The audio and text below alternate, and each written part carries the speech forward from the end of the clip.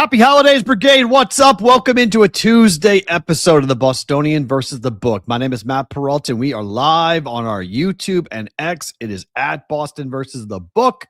We are replayed on Sports Grid TV each and every weeknight, 10 p.m. Pacific time, audio podcast, wherever you guys get your audio podcasts.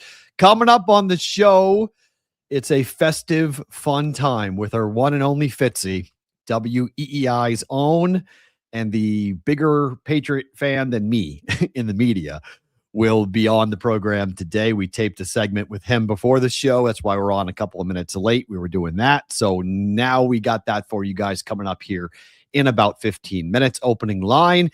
It is a Tuesday, so we will look at my top five teams in the NFL, and there's been a big change in my top five. We'll do that coming up here in a couple of moments. And then there is a senator in Hawaii that is now trying to gain headlines. Why? I don't really know, but he wants a federal ban on all prop betting, including illegal offshore prop betting, which I don't think that's in his jurisdiction, but okay. We'll get into it. We'll talk about it coming up in the news of the industry segment of the program a little bit later on. We begin today, though, with a reminder that tomorrow is the day in which we will pull the name for who will win the first ever giveaway for a BVB hat and t-shirt. If you would like to be entered, you must have an email to me by midnight tonight. Well, let's do this for our East Coast people. Let's do this. How about 6 a.m. on Wednesday, tomorrow? So I'll give everybody on Sports Grid a chance to enter. So I forgot about that. So it's 10 p.m. Pacific, but it's 1 a.m. Eastern. So if you want to be entered into this, it must be into the inbox, askthebvb@gmail.com by 6 a.m. Pacific time on Wednesday, tomorrow. YouTube channel, Discord channel member. Take a screenshot of your membership to the Discord and your membership to the YouTube channel in an email, send it, and you are entered in, and we will pull the winner tomorrow on the show live. So you won't have to worry about me putting my thumb on the scale or anything like that. I will simply be looking. I'll show you what we're going to do. This is exactly what we're going to do tomorrow. So the number of people who have entered, I found this last night. It's kind of a cool, it's a randomizer. It's like this thing, you just come up with a number. And so you put up a number, and let's just say the number is 30, and you just hit generate. And that's who wins. And I'll have a sheet. I'll put everybody in order, in the order in which that they sent in their email, have that number, and I'll just hit generate. And it's just a randomizer. And then you pick the number, and that's who will win. So we'll do it on the air tomorrow, live on YouTube tomorrow, and I will tell you, I'll look at the chart and say, all right, this is who won. So tomorrow, the first ever giveaway for BVB. It's going to be fun to check it out on this. Is there a pom-pom back here? Yeah, there's a pom-pom back here. It's a Chef Benny special. This is the first ever BVB beanie. These are not the beanies that are for sale in the store. So these are custom by Chef Benny. Although we do have BVB beanies that are in the store that you guys can go and check out. If you have not checked out the store yet, you can go and do that. TheBVBshow.com. And there are beanies. If you want a BVB beanie, you can absolutely have one. But this is a gift. This is a Chef Benny exclusive special done. I mean, all this stuff. I mean, that's a Chef Benny special. That's a Chef Benny special.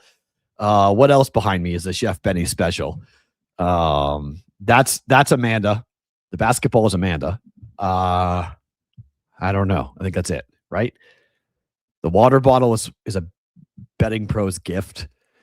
That was this thing. This is Boston versus the Book. That was we picked that up in New England at the market, the Christmas market in Boston. We got that there.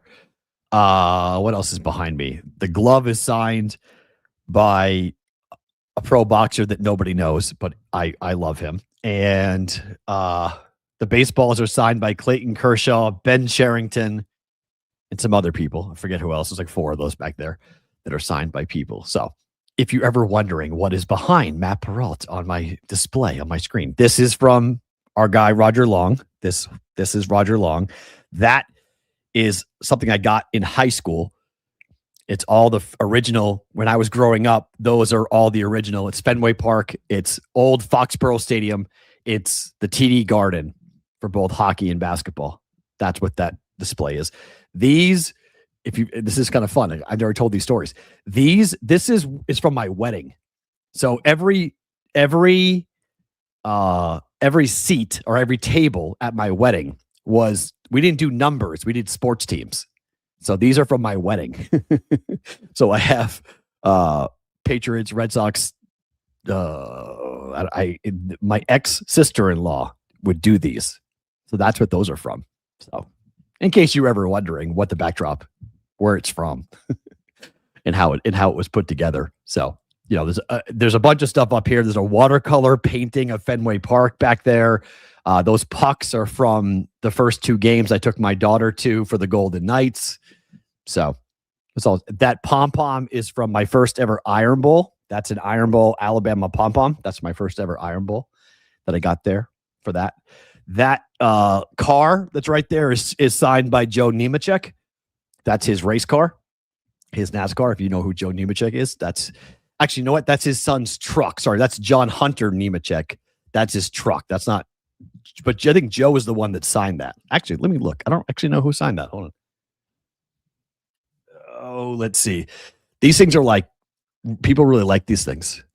This is signed by John Hunter. That's John Hunter's signature. So in case you were ever wondering what's behind me, it is Christmas time, so we can do some different things with it, So, all right, about 15 minutes, we'll talk to Fitzy from WEEI as to what is going on with the Patriots and all the hate everybody's bringing down on the Patriots. Reminder, no show on Thursday, no show on Friday. Tomorrow, it is a Bet Chris Arizona Wednesday. We will talk to Adam Bjorn tomorrow, but no show on Christmas Day, no show on the 26th. And as of right now, that will be Wednesday's show tomorrow will be the last show of 2025. As of right now, I'll know more about this tomorrow morning as to what we're doing for the following week.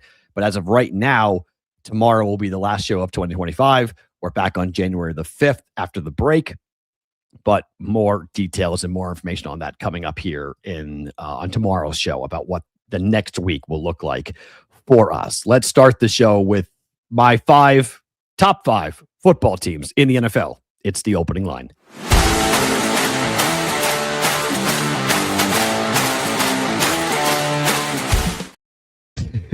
John Hunter must have been really tiny.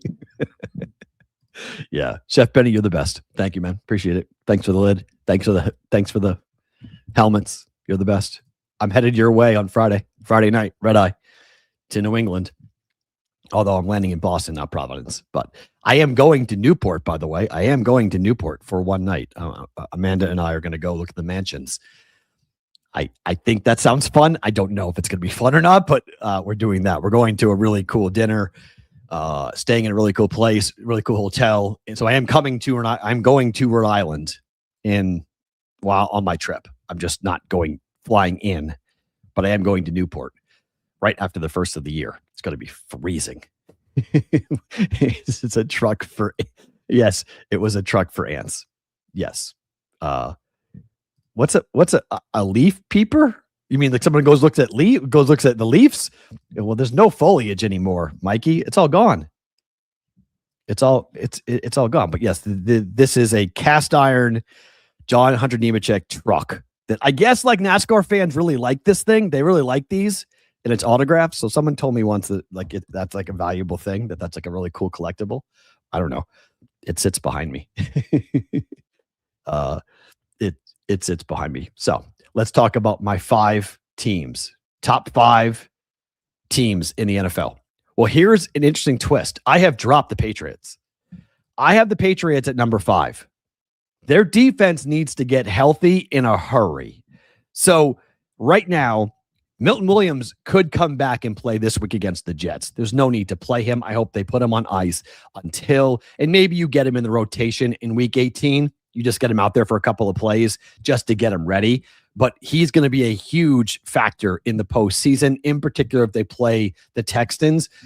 Stopping the Texans run game and making it be all about CJ Stroud is going to be a huge factor in that football game. So get him ready. Robert Spillane is a guy I would equally put on ice for the Patriots. They're starting linebacker, and say, hey, you don't come back, play in week 18, maybe just to get your legs back. But he's been in a walking boot for almost a month now. So need to get him back on the field. And then what do you do with your top 5 pick overall and Will Campbell? And he is eligible to come back in week 18. I think they probably do put him back out there, but come the playoffs, if you face the Texans, you better have Campbell out there. You're going to need everyone trying to help protect Drake May, in particular his blind side, with Will Anderson and company coming after the Patriot quarterback on every play. So getting healthy is going to be a huge component. So I have the Patriots at number 5, but they couldn't ask for a better end of the season. I mean, this is, if you're a Patriot fan, you couldn't be asking for a better 1-2 end of the season schedule than to play the Jets on the road and then the Dolphins at home. I mean, the Dolphins playing in the frigid temperatures of New England in December is perfect, in particular when you have Quentin Ewers starting for the Dolphins, but also you take a look at what's going on with the Jets, and they're starting Brady Cook this week. Thank you. Appreciate that, New York. So both those teams are punting. Both those teams want to have a good draft choice. So the Patriots, most likely, barring a ridiculous and insane loss, will end up 14-3 on the season. Now, will they be the 1 seed? We'll discuss that here in a couple of seconds, but I'm dropping them down just simply because of what's happened with their offense. Number 4, Bo Nix and the Broncos. I mean, that offense is still a very big concern. And now all of a sudden, there's a blueprint as to how to beat the defense. Jaguars walk right into Denver with a monster victory for them. And folks are nervous. It's 1 loss, okay? But they are nervous. The Broncos lost a reality check before the playoffs. Where do the Broncos go from here after a brutal loss to the Jaguars? It's 1 loss. Okay, guys, where do we go from here? The playoffs. That's where you go from here. You go to the playoffs. Losing a game, just like the Patriots, losing the game they lost to Buffalo at home, Denver losing at home to the Jaguars could wind up being a good thing. Could wind up being a blessing, where you get some to recalibrate the offense a little bit. You get to check Bo Nix a little bit. You get to bring him back down to earth a little bit, right? Say, hey, you've won 11 games in a row. It's hard to argue with a quarterback that you're not doing the right things when they're winning 11 games in a row. So if I'm a Bronco fan, I'm not angry about the loss. I don't think it's worth having to flip out over it, but I have the Patriots at 5 and the Broncos at 4. The change in my top 5 is now with the Rams. I'm dropping the Rams down to number 3. Now, that's not a huge disrespect, but today, Davante Adams not being a Pro Bowl wide receiver today was somewhat surprising. I mean, he leads the NFL in receiving touchdowns, and he's not going to be a Pro Bowler. Don't understand that at all. I get that Puka Nacua is an All Pro, is a Pro Bowler, and he's on this Pro Bowl team, but not Davante Adams. I don't get that, and so that would mean that Matthew Stafford would have 2 Pro Bowl wide receivers in my world, and Drake May has none. In case you're curious about the MVP conversation, but without Davante Adams, that offense clearly not the same. And they went on the road and they lost to the Seahawks, and they had numerous chances to do it. They had a kick to win it, in which they missed. I mean, that's okay. It's showing signs of a little weakness when it comes to where the Rams are. And I'm just not 100% sold on this Rams team. And now the Rams are firing coaches. The Rams fired their special teams coordinator after the loss to the Seahawks. Inconsistencies in the kicking game have been a thorn in the Rams' side, but allowing a punt return touchdown proved especially costly against Seattle. We're firing coaches in season. Sean McVay, that's what we're doing. That concerns me. If I'm a Ram fan, I'm concerned that we're firing coaches. Now, you could say, Matt, the standard is not to win games. The standard is to win the Super Bowl. Oh, okay, I can understand that point. But it's still a continuity thing. It's still a sign that there is some water coming in here and there's a leak somewhere. And so McVay firing coaches, I'm not so sure about that. Like, after the year is over, okay. But firing a coach midseason has dropped me down with the Rams to number 3. Number 2, I'm higher on the Jags than most people. I think the Jaguars are the best team in the AFC. I think that defense is outstanding. And they proved it again against the Broncos on the road. Trevor Lawrence is playing at an insane level. Liam Cohen is doing an unbelievable job with this team. And I agree with this headline. Why the Jaguars can win it all, 100%. 100% this team has the potential to win it all. And what's so crazy is that when they lost Travis Hunter for the season, their top 5 draft pick, everybody thought the year was over. Everyone thought same old Jaguars. And then since they had to make that decision to shut down Travis Hunter for the year, this team has taken off. I'm not putting it all on Travis Hunter. That's not fair.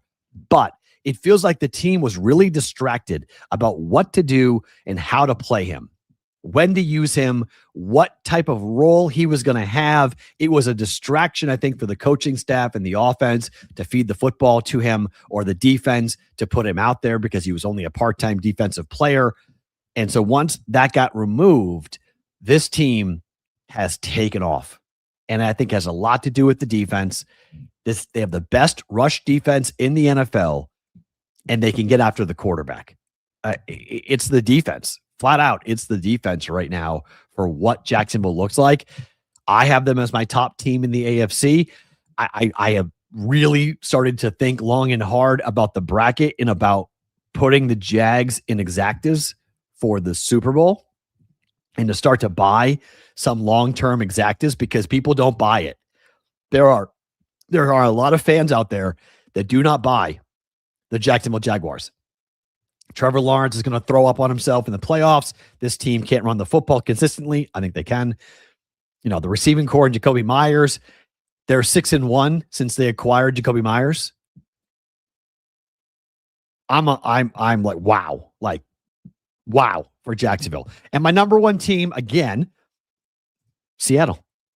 12-3, massive win, puts them right back into the number 1 spot for me. That's a huge, huge win for this team. And as they go forward, they get to look back on DK Metcalf and to go, he's not our problem. This is tremendous. DK Metcalf is another team's problem. It is not our problem, because DK Metcalf has been suspended 2 games by the NFL. More to come on that after we talk to Fitzy. But Seattle gets to look back and say, that's why we moved on from DK Metcalf. This is the type of headline. This is the type of story that we were sick and tired of having to deal with. We do not like having to discuss what our star wide receiver is doing, either on the field, off the field. What is he saying during games to people? What is he saying to fans? What is he saying to coaches?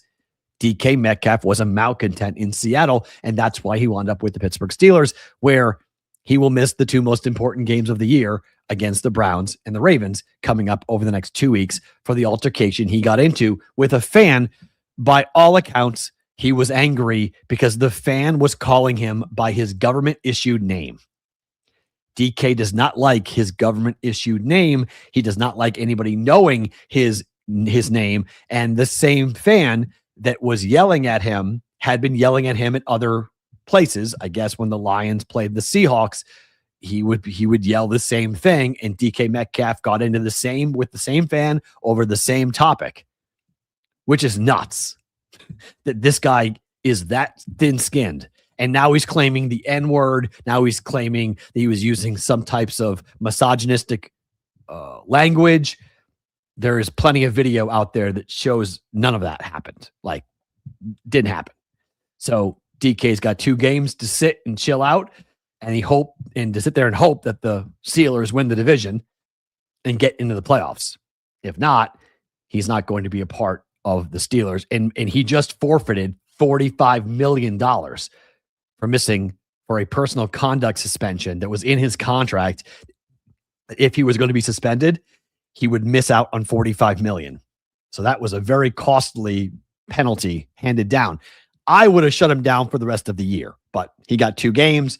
It is pretty significant from the NFL. We'll talk more about that coming up on the other side. Earlier this morning, I had the chance to talk to our guy Fitzy, afternoon drive on WEEI, about what is happening with the Patriots, what is happening with the national media and the narrative around the Patriots, and where does this team go in 2025 and 2026. Our guy Fitzy, it's always fun to talk to him. It's a festive time of the year. Patriot fans are celebrating because, well, the team keeps on winning and it's the holiday season. We bring on our good guy Fitzy. What's up, my friend? Happy holidays. Good to see you. Oh, cheers and ice cold playoff beers right back at you, baby. You know, I got to tell you honestly, like the like little peppermint crusted rim on my spiked hot chocolate these days isn't just the Patriots being awesome. Isn't just the Patriots being atop the AFC East, having a shot at the #1 seed, being 12-3. It continues to be that sweet, sweet schadenfreude of knowing how much it pisses off the rest of the world that the Patriots have a coach, that their quarterback is a dude, and that they just skip the timeline.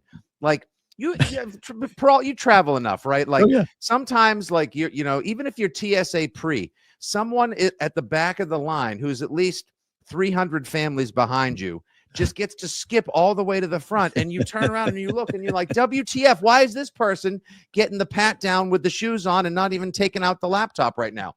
And it's never really explained. It's just they know somebody, these things happen. That's exactly who the Patriots are right now. And the rest of the NFL is those families with like 7 kids screaming, juggling cell phones and bags of overpriced au bon pain food for the airplane.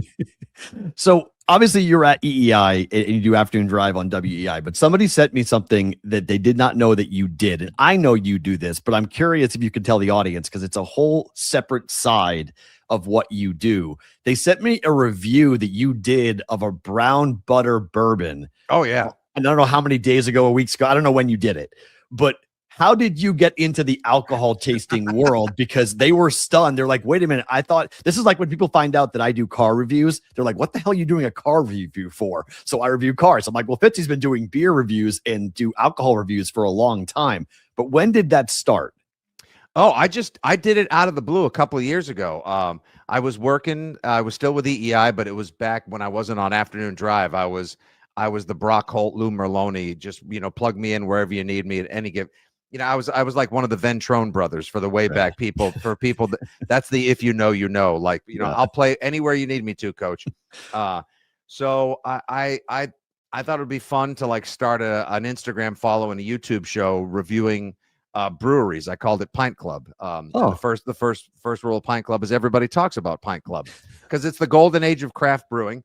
And also, as a functioning, fun-loving alcoholic, I also, or rather, excuse me, I call myself a palcoholic because I only enjoy drinking with my friends.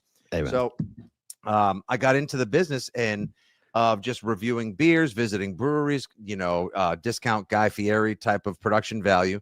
And next thing you know, people are sending you beers and boozes and whatnot. They're just like, would you review this? Would you mind? Like, would you taste some of this and give it a spin on the socials? Like, yeah, I will, because A, it's free booze and who doesn't love it? And B, it helps connect another audience that is directly related to what we do. Because every time you sit down with your salespeople, or I talk to the money folks over at Odyssey and whatnot, they're always like, well, whatever we can do to get into the 25 to 54 demographic. And you know what those people do? The same thing you and I do. They sit in traffic, they coach youth sports, they bang out beverages around their solo stove, their fire pits and whatnot. And on occasion, they'd love a trusted voice to tell them, yes, in your eggnog this year, you should definitely have some Taffer's brown butter bourbon. Is it good? Like legitimately, is it good? Oh, wow. so, you sold me. I watched it. I was like, okay, now I want to drink. Yeah. I want to try it. It's Yeah, good. well, that's the Funkle Fitzy effect. Like every time I finish a sports hit or a beverage review, hopefully at the end of it, you're saying, I want to watch some football, and I could absolutely go for a bev. Very, very cool. All right. I just wanted to ask you about that. All right. So let me ask you about the overall feeling in New England, because this is anti-Puritan history patriotism, because they're 12-3. MVP, we'll get to it in a little bit, but Drake May did what everyone said he could not do, because the I call it the Felgerization of the Boston media, that everybody had to point out all the negatives, that, well, Drake May's not clutch. Drake May in this offense, they blew it against the Buffalo Bills. It was Drake May's fault why they lost to Buffalo. And I just was like, what are we doing? It's a single loss. It's not a big deal. They scored 31 points. The defense is banged up. There was no Milton Williams. There was no Robert Spillane. Why are we freaking out? Did Drake May, quick question, did Drake May give up 5 touchdowns in a row? Right. I don't, yeah. It's not that Bugs Bunny episode, like Drake May at safety, Drake May defensive tackle, Drake May defensive end, Drake May linebacker, Drake May cornerback, like Drake May punt returner. Like, right. I mean, yeah. Did he kind of look as flummoxed or as out of sorts as he was in the first game of the year, which also happened to be home against a Raiders team that he had no business losing to whatsoever? I mean, the argument can be made. The Patriots should be. It's not your fault, Drake. It's not your fault. I mean, they could be 15-0 at this point, which is just adding insult to injury and to the rest of I would say they loving should America's be. misery. They should be 15-0. I mean, turn really you turn the ball over 6 friggin' times against the Steelers, right? Twice on the goal line. Twice on the goal line. RIP to the book. He's somewhere laughing now, you son of a bitch. And then you lose to the Raiders week 1, and they've got one of the worst offenses in history. They had the highest priced offensive coordinator who they valued so much that Brady and bowl cut Davis canned him a couple weeks ago. They are a trash fire. But the Buffalo game, this was not a referendum on Drake May. This was not an abject organizational failure. This should not have been adding 93 grade premium fuel to the Cam Newton fool's gold fire. That what happened was he got a little confused. The offense, they scored 24 points in the first half. They didn't have their best day. Buffalo's secondary is excellent, and that was without Christian Benford as well. So that's why Buffalo needs to be taken seriously down the stretch, especially with a path for Super Josh now cleared out that has no Burrow, no LaMarvelous, and no Mahomes. So he's going to be extra motivated, and these clashes are going to be epic for years to come. But I mean, come on, like the spine of your defense was gutted. No Milton Williams, no Spillane, a banged up secondary.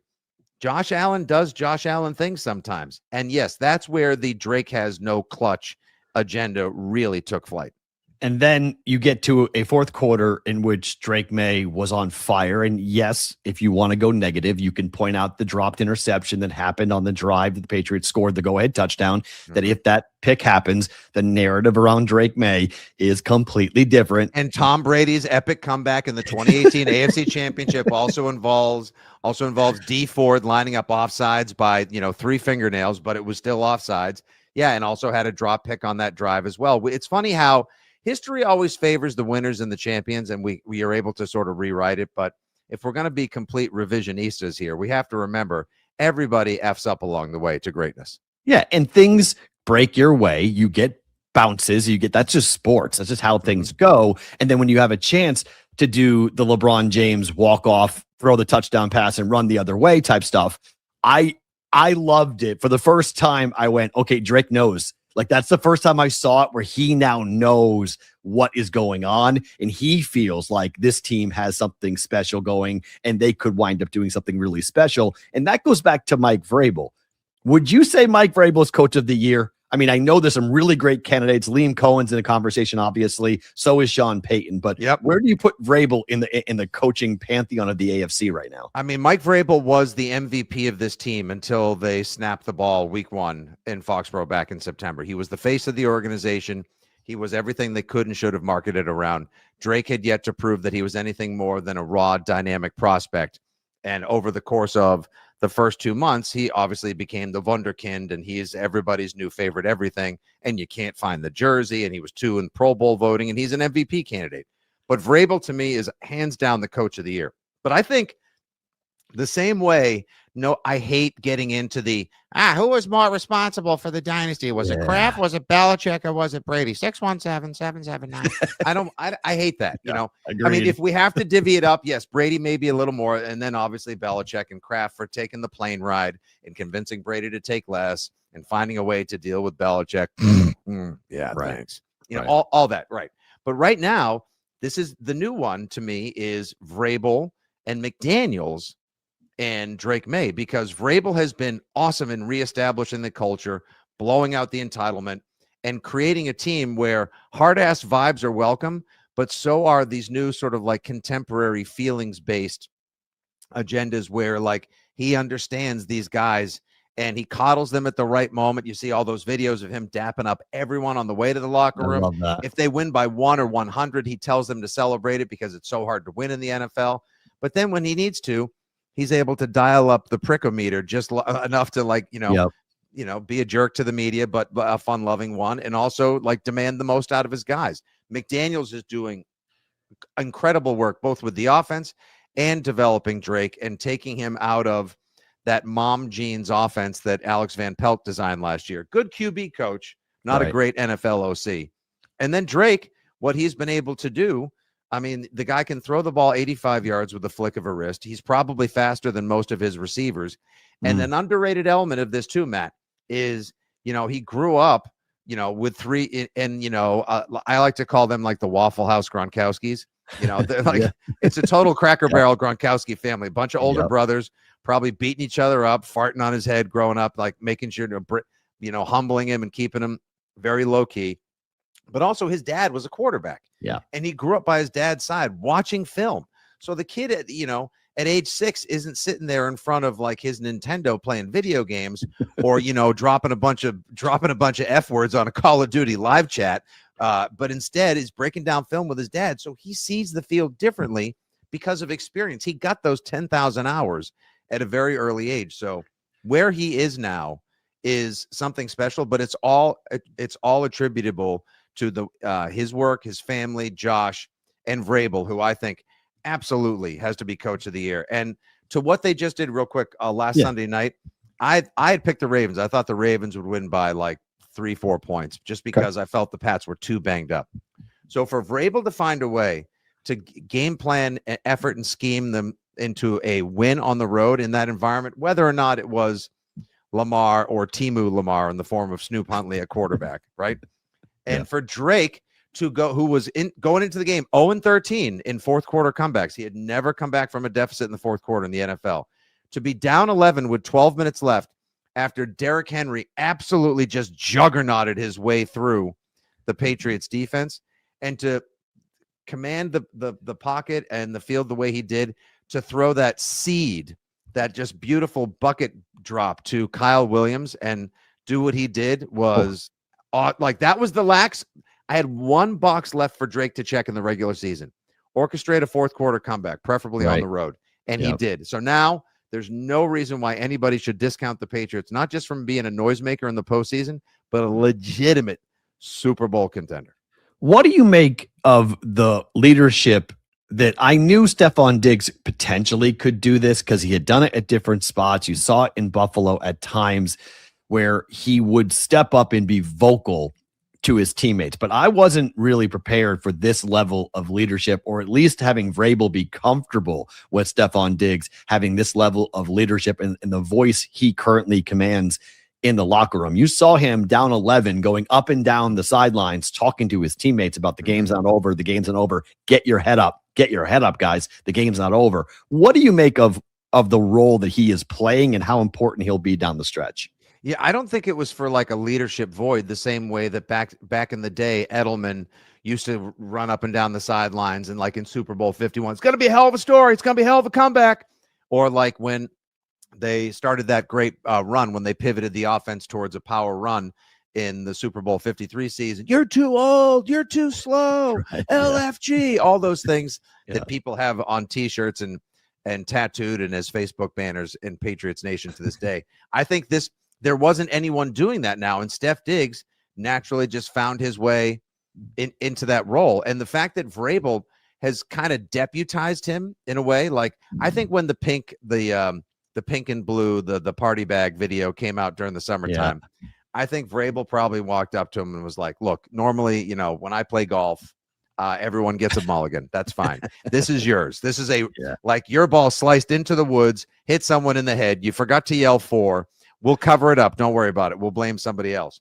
But that's it. Like, quit effing around. And, you know, you've got an opportunity to make a lot of money and, you know, really like establish a Hall of Fame legacy for himself, because made the biggest play in the history of the Vikings. Him arriving there, working with Dayball, helps elevate Josh Allen's game from good to very good to elite of the NFL. He was having a phenomenal year with CJ Stroud up until, like, people that forget, he was on pace for over 1,000 yards, 100 catches, and like 8 touchdowns in Houston before he blew out the ACL. And now he comes back and he starts the season 10 months removed from ACL reconstruction surgery, looks legit on the field, still has wide receiver 1 moves, skill, and acumen. And on top of it, he's become their vocal leader. Like that tagline of the team, we all we need. That's copyright Steph Diggs and Cardi B 2025. Like he is feisty. He is fiery. I would absolutely run through a brick wall or charge into 500 swords and spears if I had Steph Diggs leading me into battle like that. I didn't realize his emotional leadership game was that on point. He has been, I'd say he's been worth the $23 million off the field. And then of course when it counts the most, like both of those Sunday night games, he's got 9 catches for over 100 yards. Dude's a baller. Yeah, 4th down catch was clutch. And man, that you want to talk about by a CH. Yeah, man, that cornerback was jumping that route, and it just. But again, they got it done.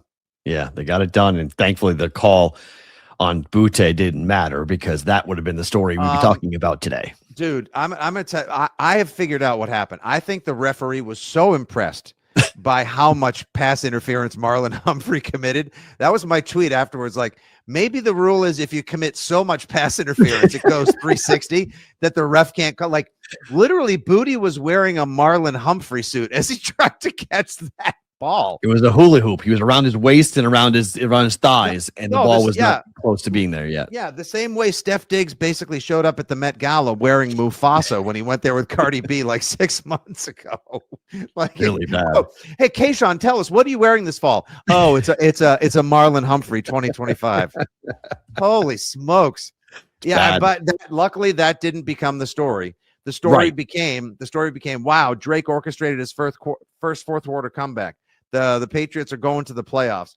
And then guys like the unsung heroes of the team, the people Vrabel believed in and brought aboard to reset the tone, tenor, and culture, like Kayvon Chasen. Yeah, what a making that right with the fumble. Like, that was just massive. Those are the dudes. Well, let's talk about the other side of the coin, because there is one. The Patriots currently occupy the 2 seed. That puts them in square sights of the Houston Texans and the number 1 pass rush in the NFL, and arguably the best defense in the NFL. And a secondary for the Patriots, as you mentioned, is a bit banged up against a pretty good receiving core. I'm not sold on CJ Stroud, but he can rewrite a 2-part question. The first is, how concerned are you about the Texans if the Patriots do stay at the 2 spot? And how likely is it in your mind that Denver drops a game and the Patriots wind up with the 1 seed? Yeah, I think Denver has a tougher schedule ahead than the Patriots. They do. Chargers are the biggest game. And the Chiefs are a joke on Christmas, so that's a gift. They're playing a 3rd-string quarterback, so that's a win. It's all about the Chargers in Week 18 for the Broncos. Yeah. So the charred husk of the Chiefs on Netflix on Christmas Day or wherever they're playing. Yeah. That's fait accompli. That's done. Yeah. So it basically becomes, we are all Justin Herbert fans on, come early January, because if the Chargers bump them, the Chargers can win the West. The Chargers would be the 2 seed. Patriots TCOB against, the gangrenous Jetropolitans and then the Dolphins in early January. They go first 14-3, which would just be beyond mind-blowing. I had him at 8-9, and I thought that would have been an awesome season to have as many wins as you had in the previous 2 years combined, not finished with one of the franchise's greatest records ever. So there's a legitimate chance. I honestly think there's a legitimate chance. I picked Harbaugh and the Chargers to win the AFC West. Okay. So I think Big Jim Khaki Town is going to take it to the Broncos. There's a very good chance the Chargers could win that game, because look what the Jagwagon did. Look what Duval just did a mile high in the football sky. I freaking love that guy. He's awesome. He's awesome. By the way, side note, if I want to advance my career at all, or if I just want to get an amazing new job, I'm going to go work as the offensive coordinator for the Buccaneers for a year. Because apparently that's what you do. Right. Alice, Liam Cohen, you just just go coach Baker. I know they're down this year, but that's mostly because the Buccaneers have been injury riddled. But it's very impressive. So I think Pats have a legit shot at the 1 seed. If they don't get it, honestly, like that's scary. That's Pennywise in the drain. That's a clown outside your window on Christmas morning. Like, you do not want to deal with when you've got Will Campbell coming back off the MCL injury. You've got old man Moses fighting every injury under the sun at right tackle. And you have to deal with 2 of the 5 best pass rushers in the NFL, and Danielle Hunter and Will Anderson. Oh, and act now, and we'll throw in Pollock, Stingley, and Petre as well. Some of the hardest hitting, nastiest covering linebacker, hybrid, safety, corners in that defense just feeds. They are absolute berserkers. And, on a cold Foxborough night, that defense travels like you're looking at a field goal game at most. I'm with you on Stroud. I don't necessarily expect him to come in and carve up the pass, but they've got like a sneaky effective with Nico Collins. The Higgins kid has come along. Jalen Noel will make a play or two. And they got the old don't they have the old Cowboys tight end Schultz? Yes. Yeah. I'm always afraid of the Texans because I think the Patriots and the Texans will forever be linked because of the Letterman jacket game with JJ Watt, and Patriot fans consistently remember the clown show that was that organization at that time. 28-0 before they were ESPN was even able to throw to commercial on Monday Night Football. That was such a great game. So that is my worry, that there is something different when the Texans play the Patriots because of what happened and the permanent embarrassment. And then they became the Patriots South for a while, and they took over every coach and took every player, and the Vince Wilfork era down there. Casario is calling plays down. Yeah. So there are DNA strands, and don't forget Vrabel worked there as well. Right. Oh gosh, that's where Vrabel was a defensive coordinator. Side note: their defense sneaky sucked that year. Yeah, but that's a scary. That's why I am a little bit scared. But let's end it with this, because I need you to explain this to people, because I get this all the time. Okay. So the Patriots have faced Jackson Dart, Justin Fields, Baker Mayfield, Joe Flacco, Michael Penix, Dylan Gabriel, Spencer Rattler, Tua, Huntley, Josh Allen, the number of quarterbacks the Patriots defense have faced. And so the angle obviously is the Patriots are fraudulent. Can you explain to people that we don't care, the Patriot fans, that we do not care about who the Patriots played, and it doesn't matter about whatever stat you come up with? Because as you mentioned, you thought 8-9, I thought 10-7. We're sitting at a season that could be 14-3 because the Jets and the Dolphins are jokes. No one cares. I don't care who they played. I don't care what they faced from an adversity standpoint. Isn't 14-3 still 14-3? Yeah, it's still you don't get to devalue the currency just because of what you paid for. First off, don't forget all these they're road warriors. They're 7-0 on the road. They have won every game away from Foxborough. 3 of those games were against teams that were predicted to either win their division or be playoff teams. They won in Buffalo week 5. Which is still, I think, their most complete game of the year. Yep. They won on the road when the Buccaneers were a much better team and less injury ravage. Fair. And now they just win on Sunday. Yeah. It's 7-7. Just like my father's old favorite drink. And Lamar only plays 2/3 of the game. And John Harbaugh inexplicably doesn't play Derrick Henry in the fourth quarter. The fix is in. Goodell wants the Pats back. No. Other people make bad decisions based on the pressure applied to them by the Patriots, both with aura and effort on the field as well.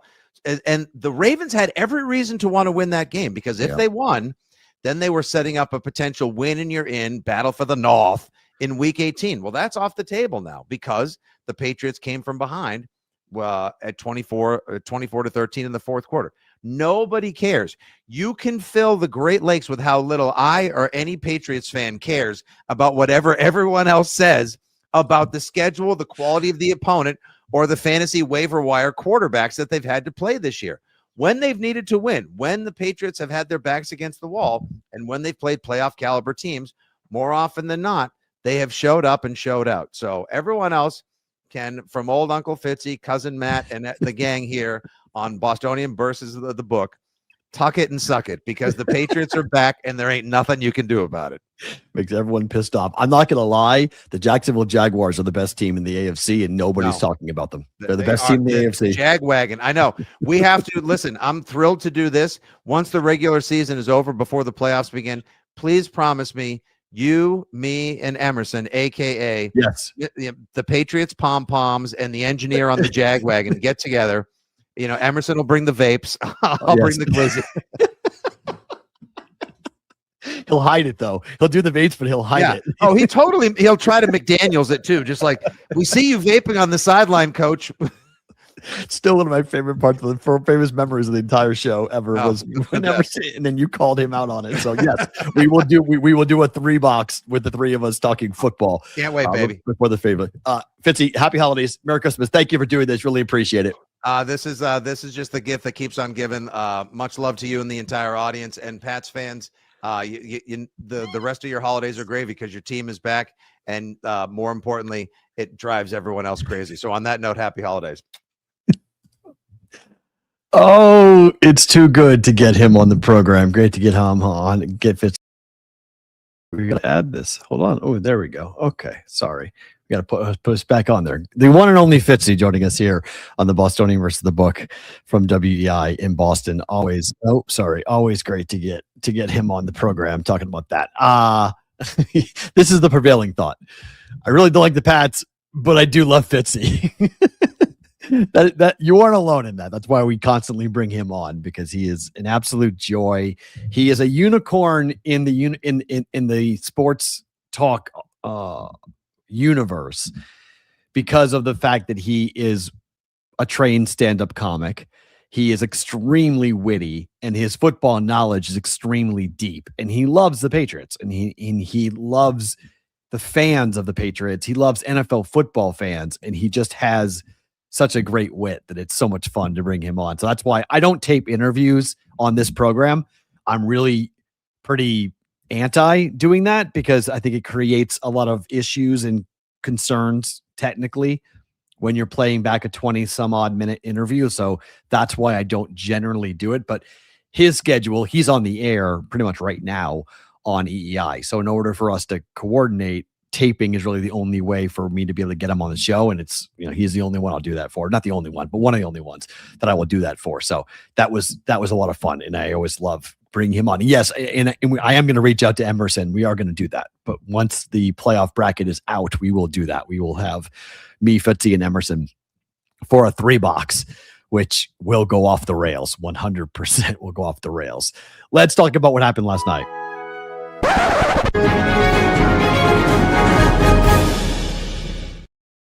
So like I thought, the NFL was going to be pretty swift and pretty severe with DK Metcalf.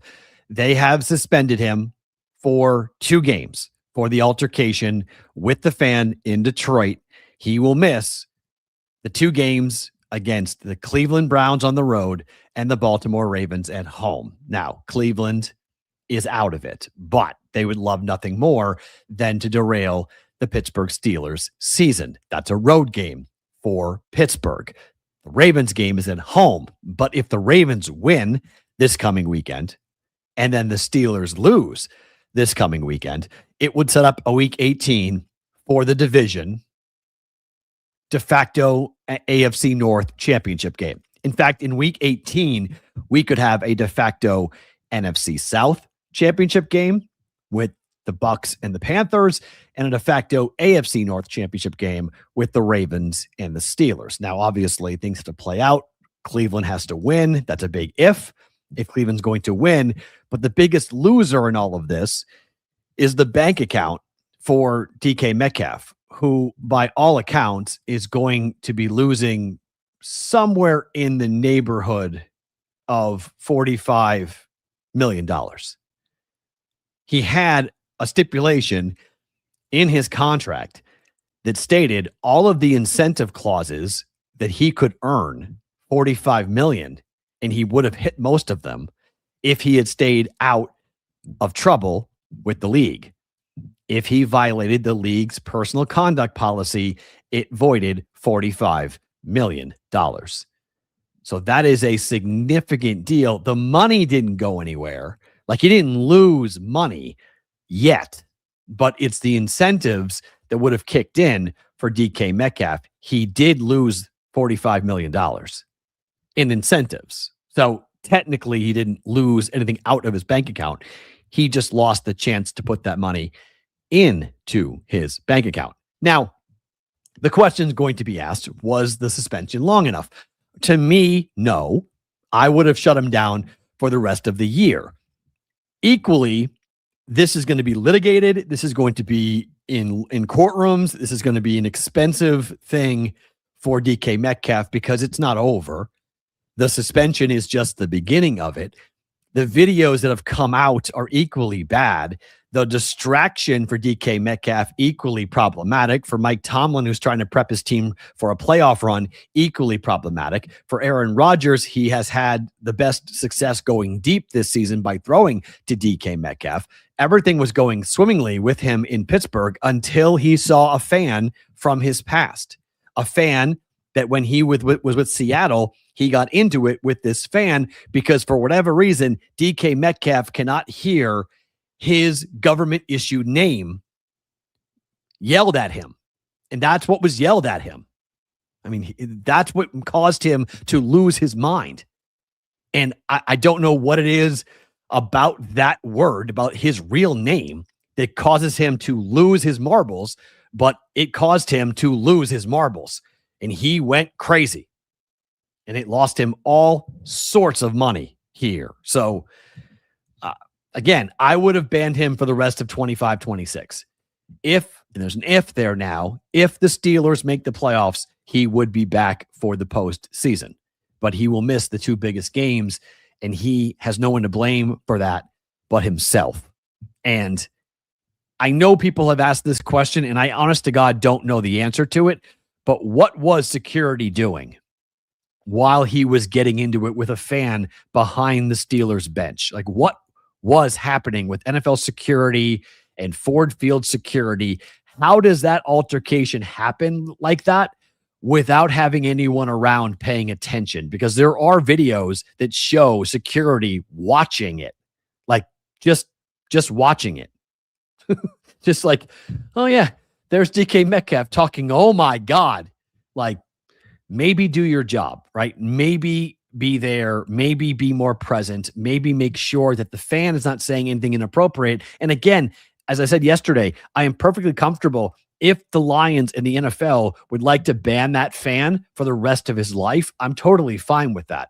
Again, getting into an altercation with a player is really bad on both people's accounts, right? Heckling is part of being a fan.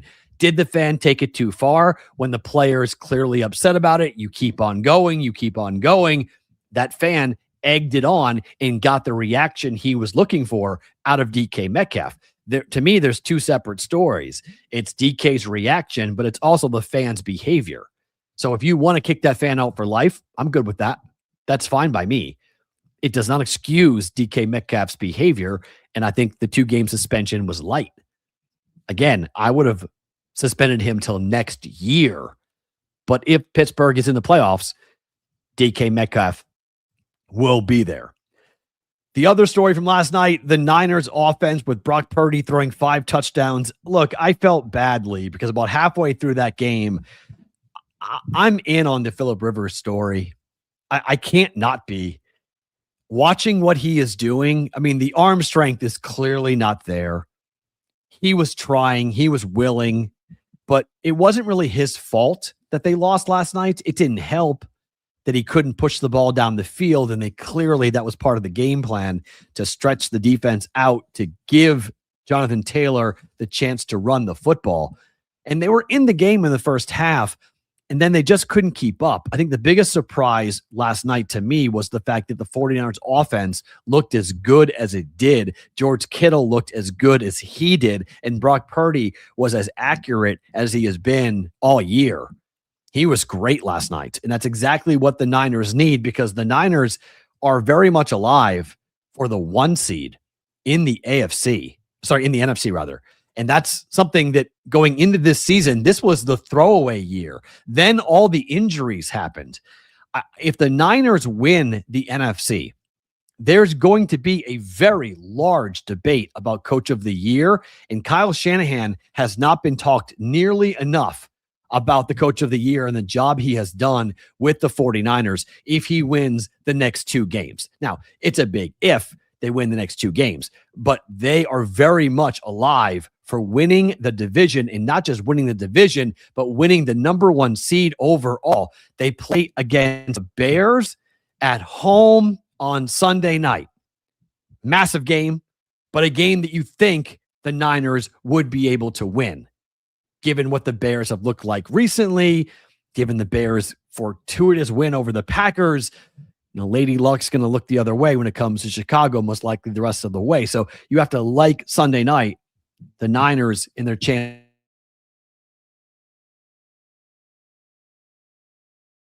against Seattle. Seattle is a team that they can beat. They beat them in week 1.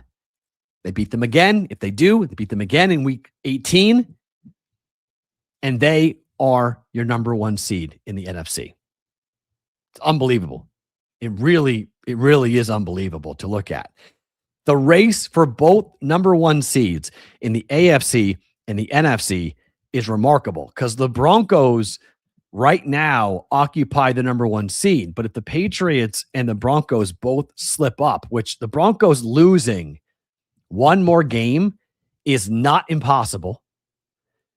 The Patriots losing to the Jets or the Dolphins would be somewhat stunning. Like, it would be really shocking if the Patriots were to lose a game, just because of how bad Brady Cook is and how bad the Dolphins offense looked under Quinn Ewers last week. So it would be somewhat stunning, but divisional game, play one more time with these guys. The roster is going to be much different. I mean, maybe Brady Cook figures out a way how to throw a pass in the NFL. I don't know.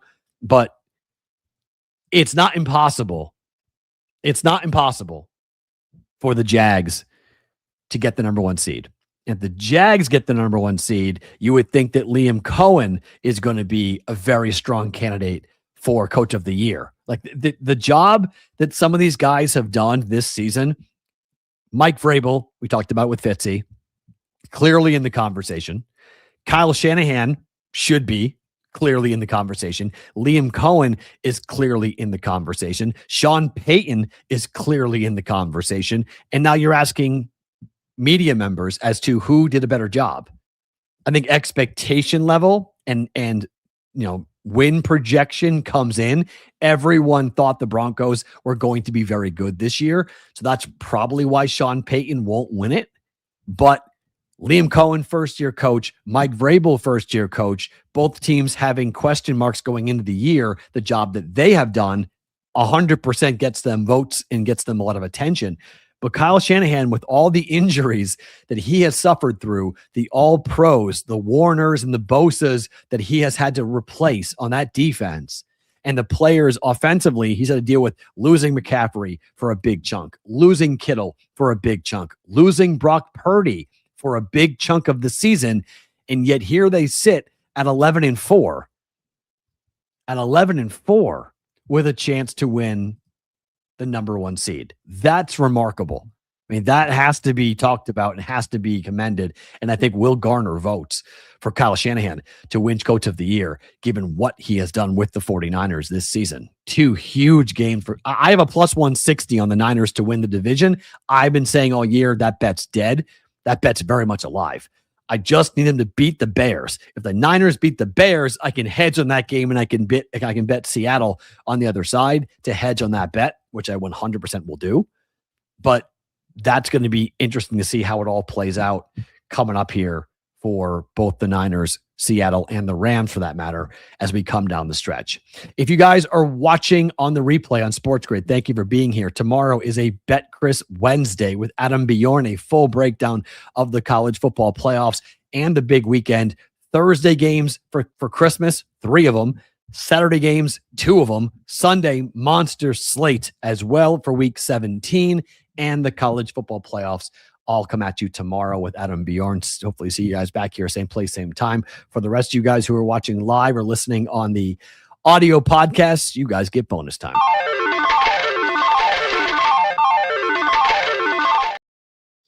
Okay, just one thing in bonus time, and it's the news of the industry because it's pretty wild.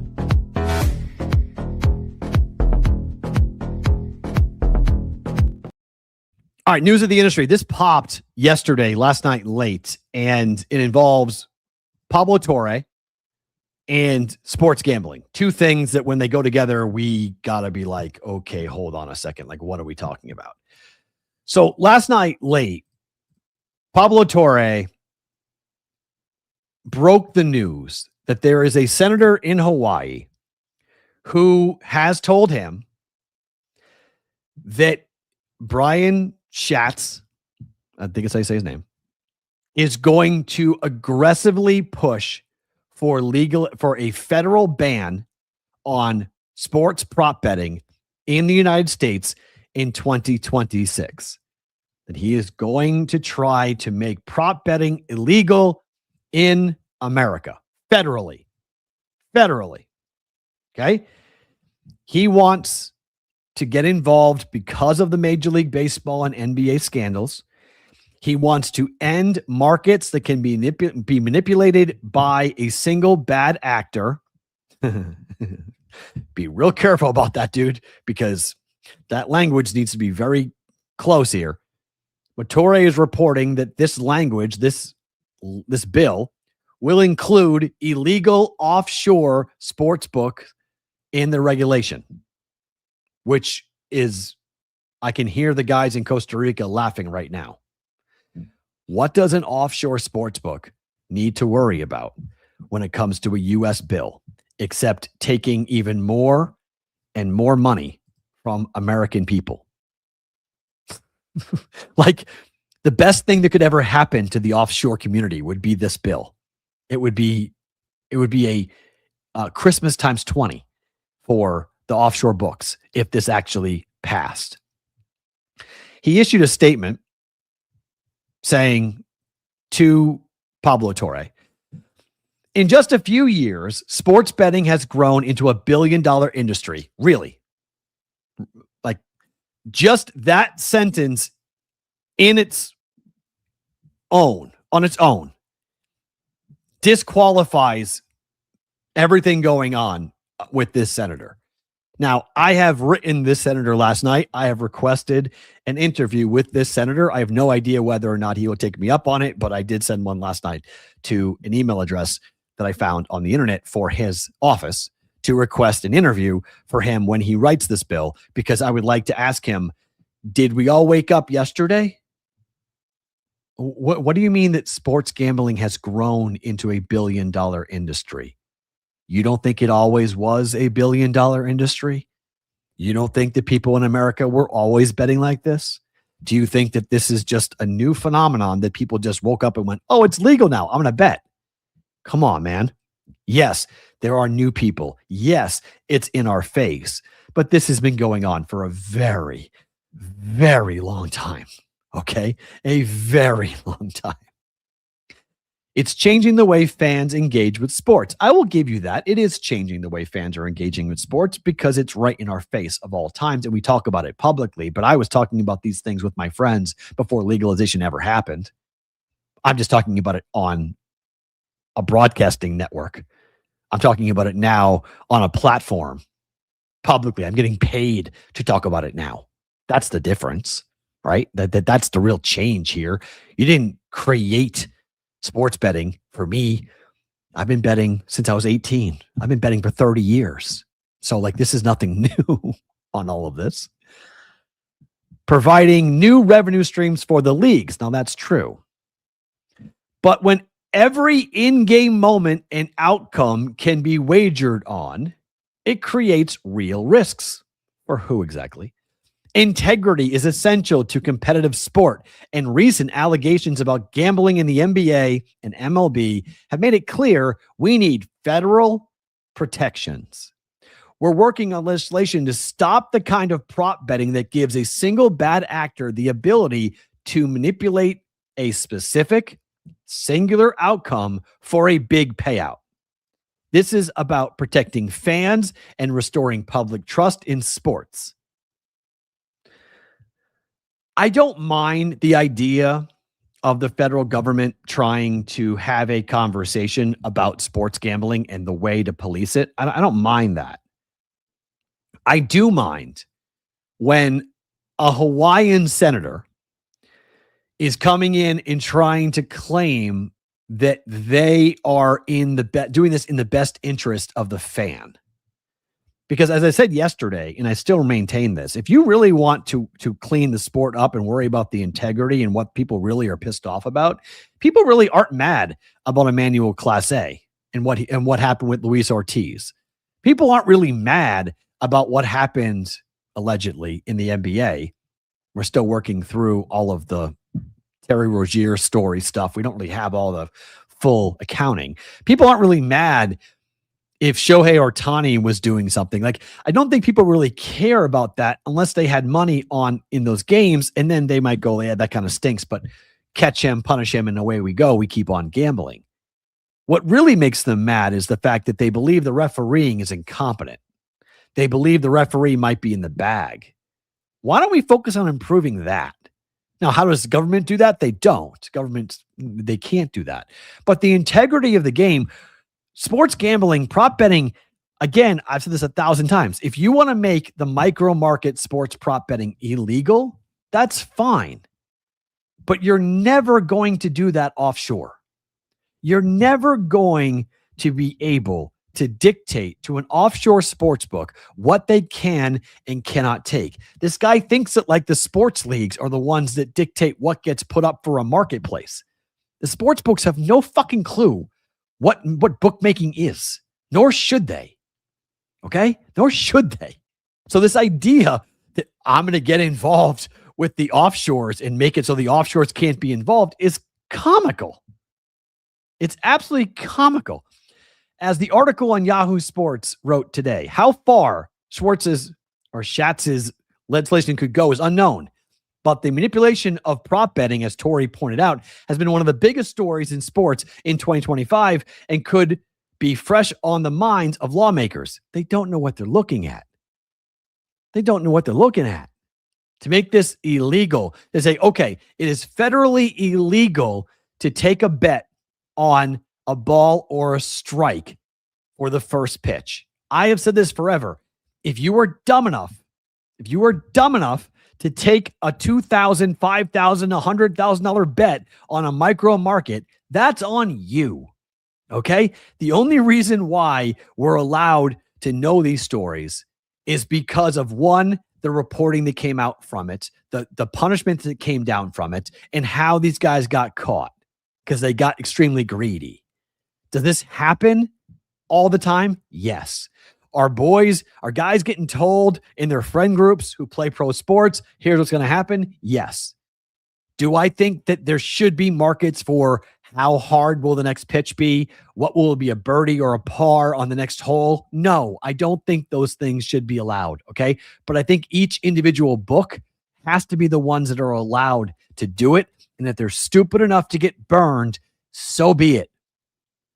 So be it. Let the free market economy sort that out. Is it illegal? Yeah, it's illegal, but it's what Shohei Ohtani was accused of doing is a different story. If we're talking about money laundering in the millions of dollars, if we're talking about what's going on from a market manipulation standpoint where you're making bets, and your bookie is turning around and laying off those bets at a Vegas sports book, and the Vegas sports book doesn't know who that person is. They just take the money. They don't ask the questions. And so there's a KYC problem, and we're violating all these different rules and money laundering stipulations. It's a whole different conversation than what really had gone on with Emmanuel Clase and Luis Ortiz. Okay. A bunch of gamblers got together. They all piled in and placed a ton of bets on a micro market that cashed. And that's what triggered the investigation. But again, if you take $100 max limit on a micro market, this never happens. It just never happens. This can be controlled so easily based upon your limits and just talking to the sports books about what their limit should be versus a federal bill making it one size fits all, that all it's going to do is drive gamblers offshore. You cannot, the only thing you can say, and this has still not really come down as aggressively as it did with poker, but if you say that in America, if you have a credit card, you cannot process that credit card through an offshore. Well, there's ways around that now. There's crypto, there's Bitcoin, there's all these different ways you can go around it to go bet with a sports book offshore. There's still wiring of money. There's still that goes on. Like, you're not going to be successful with this. Like, this is an attention grab. This is somebody trying to get attention because this bill is DOA. It's never going to pass. I do think we should have conversations about micro markets. I do think the books should voluntarily stop taking bets on micro markets. But a federal bill on prop betting, I don't know if you fully understand the marketplace. And I also would want to know who is helping him write this. Like, who is contributing to him? Where's the money coming from? Where's his money coming from? Why is this now going to be your pet project, right? And why are you giving it to Pablo Torre? Like, why are you giving it to him? Like, Pablo Torre is an investigative journalist who is doing really good work, and I really appreciate him doing something that nobody is doing anymore. As he said, the truth is bad for business. And in America, in 2025, if I had to go ahead and say what would be the one sentence that I will take away from 25 into 26 is that the truth is bad for business. That's really where we are. People don't like the truth. People don't want the truth. They say they want the truth, but they don't really want the truth. Because if the truth points out the guy that they like, then they got to explain it to themselves as to why I like everything else, but this guy did this. You know, this guy, I like the Guardians a lot, but Class A is a cheater. You know, he went. How often else did he cheat? I like the Guardians, but Luis Ortiz is a guy who's in deep trouble. I like the Dodgers a lot. I like Ohtani a lot, but I don't want to think about the idea that Ohtani may have just thrown his interpreter to the wolves. It doesn't make me feel good about that, right? It's funny. It's not just. It's in business. It's in politics. It's in sports. Nobody likes the truth. So what he's doing is great. But why are you giving this to Pablo Torre? Like, of all people, like, why him? That, hey, by the way, I'm going to put this forward. Because I don't know what the game is. But I don't think the game is about you and prop bets. I think it's about you, Senator. So let's see where this goes. It's not going to go anywhere, but we're here. I have, back in 2022, I speculated, I said between 3 and 5 years, there will be legitimate federal bills in play to try to reel in sports gambling, and we're getting there. In 2026, when we do the news of the industry segment, I think we're going to be talking quite a bit about federal bills when it comes to sports gambling, and I don't know how many, if any of them, will actually pass and become law. Favorite thing about today?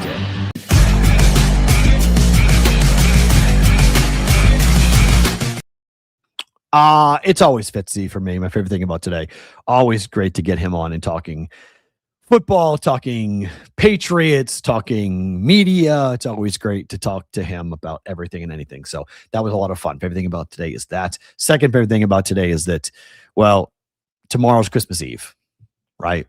Tomorrow's what possibly could be the last show of 2025. Tomorrow, by all accounts, that's going to be the case. There could be a show happening the week prior, depending on what's happening with Adam Bjorn and his schedule. If Adam Bjorn can do it next week, we'll probably try to jump in and do it. But it's always fun. Tomorrow we'll do some of the reflections on 2025. Clearly, it's been a very difficult year for a lot of people, but it is a show that I always appreciate doing. having a chance to look back and remember and talk about the year and then talk about what will be, because I'm serious. I mean, when, Pat McAfee calls it up to something season, I don't know what I'll call it, but there's things cooking season. We're trying. I'm having conversations. I had another one this morning.